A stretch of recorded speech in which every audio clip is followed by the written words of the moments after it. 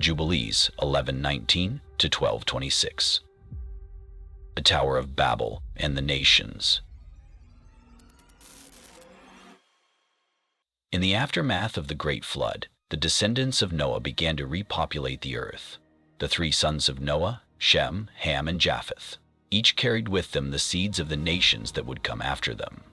But there was a time when all the descendants of Noah still spoke the same language, and their unity was both a strength and a danger. The people, driven by ambition and pride, sought to build a monument to their own greatness, one that would reach the heavens. The Tower of Babel, as it would be known, was conceived not just as a physical structure, but as a symbol of human defiance against the Creator.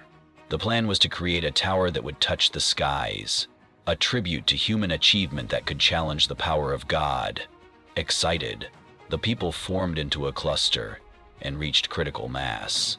The people gathered in the plain of Shinar, a fertile land between the Tigris and Euphrates rivers, and began their work. With one language and shared purpose, nothing seemed impossible. They had mastered brick-making, fashioning stones into strong, uniform bricks, and they used tar to cement their creation.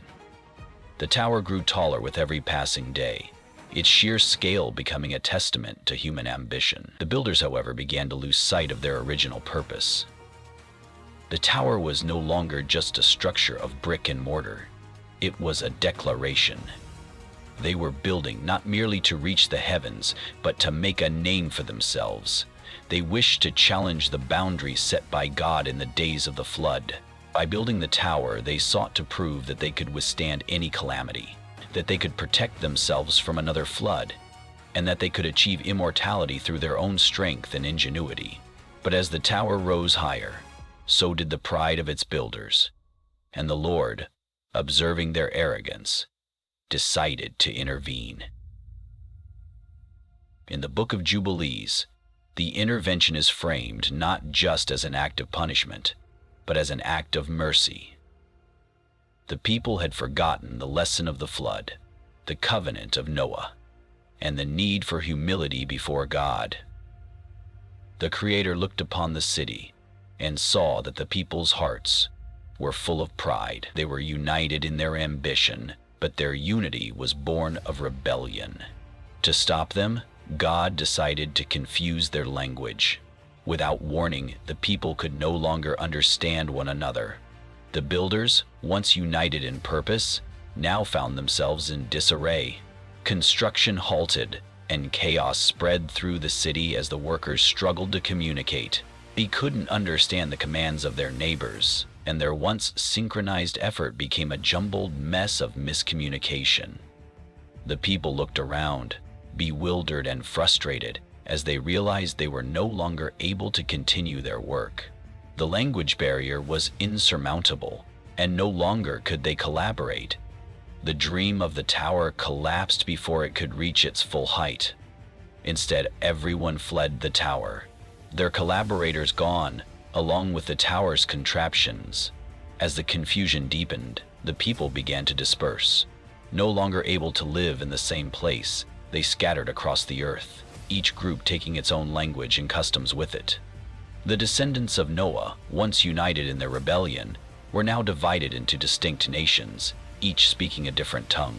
This scattering of nations marked the beginning of the world as we know it, a world of diversity in culture, language, and identity. The unity that once existed among humankind was replaced with division, and in that division, God established the boundaries between peoples.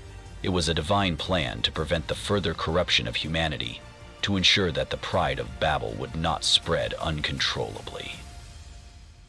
In the book of Jubilees, the scattering is depicted as not just a punishment, but a necessary step in the unfolding of God's will for creation. By dividing the people, He ensured that no single human ambition would dominate the earth. This division also carried with it the promise that each nation would have its own place in the world, and that God's purposes for each would unfold in their own time and manner. After the scattering is completed, greater unity will be allowed to the people of the universe, and that God's purposes for each would unfold in their own time and manner. With the scattering, the text turns to the genealogies of the nations that emerged from the descendants of Noah's sons. Japheth's descendants spread to the coasts and distant lands, forming the nations of Europe and Asia. Ham's descendants, with their connection to the African and Middle Eastern regions, established powerful nations, while Shem's line gave rise to the Semitic peoples, including the Israelites. The genealogical listings are not mere records of names. They are the foundation for the identities of the nations that would play pivotal roles in biblical history. Each of these nations was destined to fulfill a unique purpose within God's divine plan. After the scattering of the nations, the next key chapter in the unfolding of God's covenant with humanity, on the emergence of Abraham.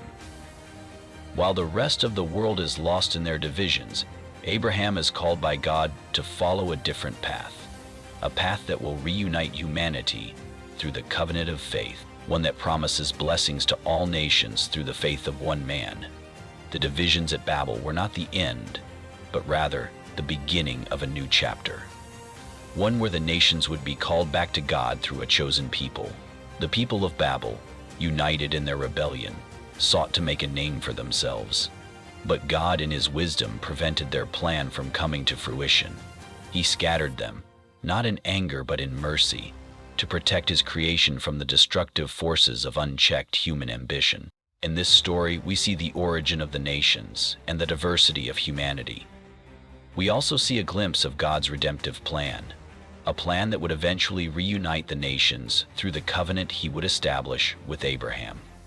The Tower of Babel, while a symbol of human pride and failure, sets the stage for the ultimate reconciliation of humanity under God's will.